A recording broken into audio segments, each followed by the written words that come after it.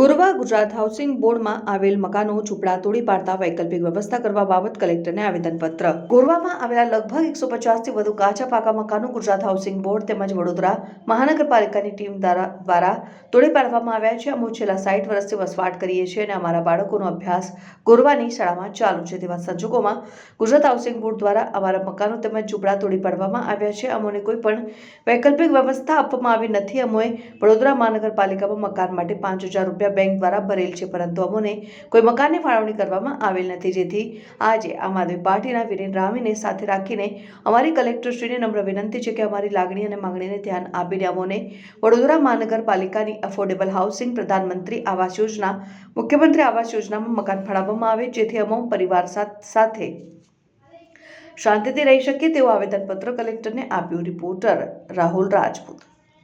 ખાસ કરીને કયા વિસ્તારમાં રહો છો, શેની રજૂઆત કરવા આવ્યા છો તમે? અમે દશામાના મંદિર પાછળ જે ઝૂંપડપટ્ટીઓ છે ત્યાંથી આવ્યા છે. હવે એ લોકોએ અમને ના નોટિસ આપી. અમે છેલ્લા 60-80 વર્ષથી અહીંયા રહીએ છીએ. અમારો જન્મ અહીંયા થયો તો અમારા પરદાદાનો બી જન્મ અહીંયા થતો. એ લોકોએ જ અહીંયા આગળ રહેતા હતા. અમે આટલા વર્ષોથી અહીંયા રહીએ છીએ, છતાંય આ લોકોએ અમને એવું કહે છે કે આ જમીન અમારી છે. ક્યાંથી એ લોકો કોર્પોરેશનની જમીન થઈ ગઈ? ડાયરેક્ટ આવીને એ લોકો કહે છે કે હા, ક્યાંથી એ લોકો ડાયરેક્ટ આવીને ક્યાંથી અમને કહે કે તમે ઘર ખાલી કરો? એ લોકોએ અમને ના નોટિસ આપી કે તઈ તમે નોટિસ આપી હોય તો બી અમે સમજ્યા, અમને ઘર ખાલી કરતા ફાવે. એ લોકોએ નોટિસ આપ્યા વગર આગલા દિવસે સાંજે 3 વાગે, બપોરે 3-4 વાગે આવીને કહી ગયા કે તમને ઘર ખાલી કરવાનું. અમારા જોડે સિગ્નેચર લઈને ગયા કે કાલે 5 વાગ્યા સુધી ઘર ખાલી જોઈએ. હવે અમારા જ્યાં અમે મા વગરની છોકરી છું, હું ક્યાં જાઉં? ઘરે એકલી જ હતી. હવે હું ઘર ખાલી કરું બી કેવી રીતના? મારા પપ્પા રાત્રે ઓફિસથી આવે, હવે કામ કરીને મજદૂરી કરીને ક્યારે રાત્રે આવે, ક્યારે ઘર ખાલી કરે. હવે ડાયરેક્ટ બીજા દિવસે ઘર ખાલી અડધું થયું બી નહોતું. 5 વાગ્યાનો ટાઈમ આપ્યો તો છતાં એ લોકો 2 વાગે આવીને કહે છે કે ઘર ખાલી કરો. અને એ લોકો પૂરી અધિકારીઓને લઈને આવ્યા હતા, પોલીસ અધિકારી વગેરે વગેરે બધાને લઈને આવ્યા હતા. ડાયરેક્ટ જ અમને અમારું ઘરનું સામાન પણ નથી લેવા દીધું.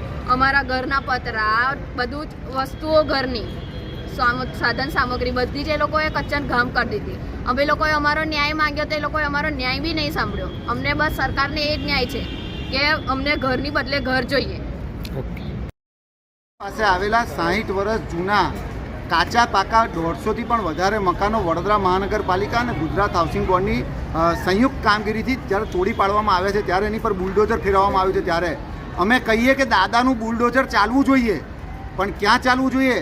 દાદાનું બુલડોઝર બુટલેગરો પર ચાલવું જોઈએ, દાદાનું બુટલેગર તાનાશાહીઓ પર ચાલવું જોઈએ, દાદાનું બુટલેગર અસામાજિક તત્વો પર ચાલવું જોઈએ. પણ આજે દાદાનું બુલડોઝર એ ગરીબ અને ગરીબી પર ચાલ્યું છે, ત્યારે અમને દુઃખ થયું છે. આ ગરીબો આજે ઠંડીની અંદર, આટલી કડકડતી ઠંડીની અંદર રોડ પર રહેવાનો વારો આવ્યો છે, ત્યારે અમને દુઃખ થાય છે.